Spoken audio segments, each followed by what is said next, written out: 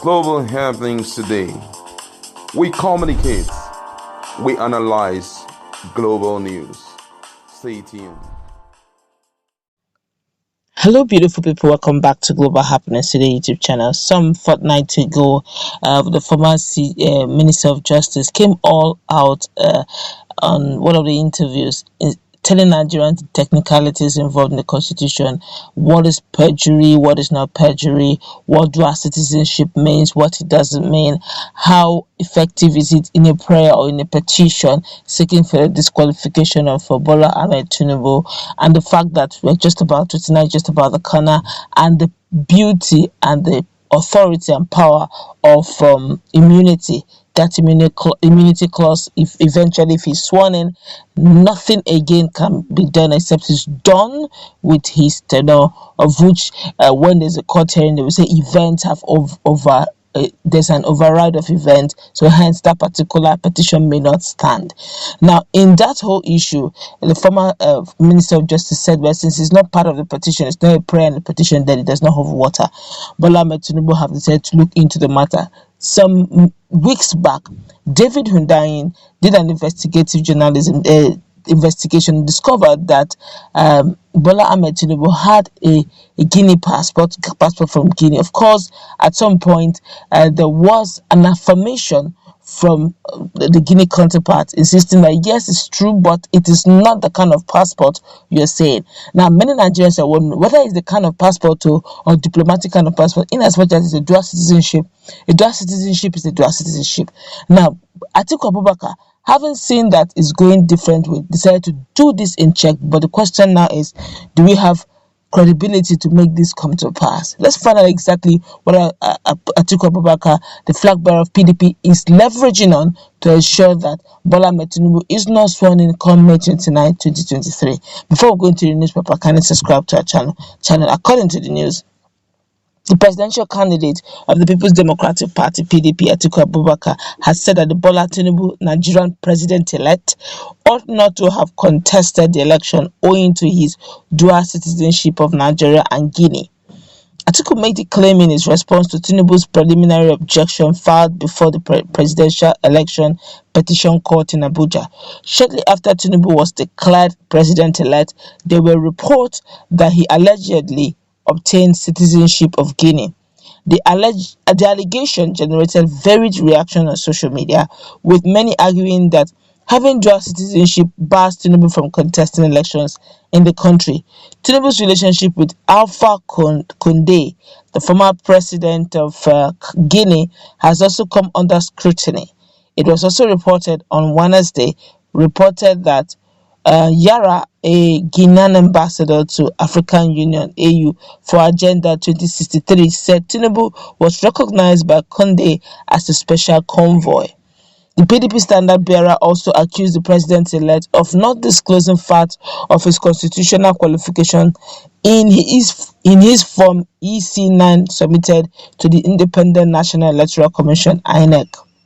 Now, according to the cable, in the response filed by his lead counsel, Chris Uche, Atiku said Tinubu has, and I quote him, demonstrated inconsistency as to his actual date of birth, secondary schools he attended, Government College Ibadan, his state of origin, gender, actual name, certificates evidencing universities attended, like Chicago State University.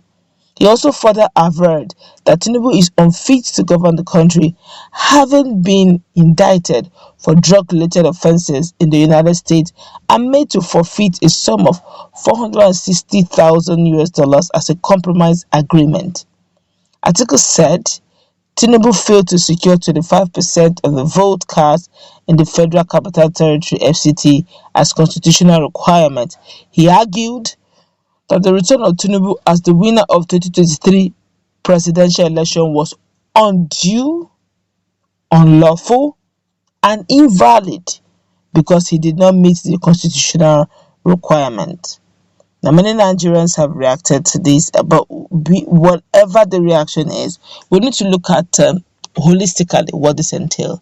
Let's forget the fact that we are followers of this person, followers of that person. Let's also remove greed and sentiment out of this. Let's remove ethnicity. Let's remove bigotry from all this. And let's also look at the brighter good and the greater good of Nigeria as a whole. Nigerians as a whole, and the fact that Nigeria already is going is towing the path of moral decadence in every aspect. Now imagine, just give a scenario where good is no longer celebrated. Imagine where the perceived people who break the law gets away with it and end up taking the whole national cake and ruling the country. Then the question now would be, then what good is it doing good? What is the reward of living in integrity? Those days, our parents would tell us that the end is not, that is not about how far, but how well.